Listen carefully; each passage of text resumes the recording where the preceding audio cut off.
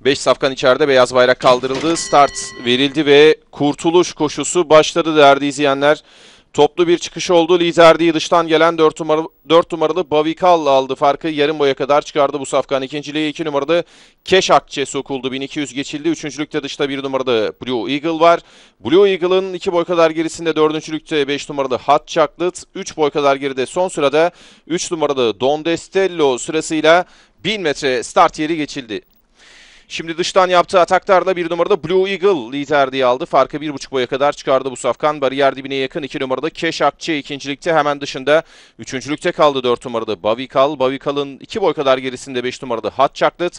Onun da 2 boy kadar gerisinde son sırada 3 numarada Don Destello sırasıyla atlar son 600'e yaklaşıyor. 1 numarada Blue Eagle düzlüğe yaklaşılırken bir boy farklı önde, ikinciliğe tekrar dıştan yaptığı ataklarda 4 numarada Bavikal sokuldu. İçeride 2 numarada Keş Akçe üçüncülükte kaldı dıştan.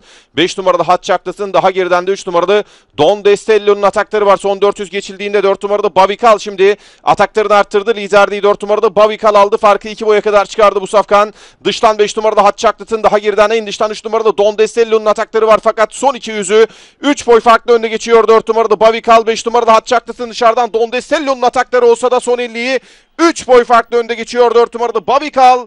Halis Karataş'la kazanıyor. 3 numarada Don Destello ikinci, 5 numarada Hot Chocolate üçüncü, 1 numarada Blue Eagle'da dördüncü oldu. Kurtuluş koşusunu 4 numarada Bavikal Halis Karataş'la kazandı.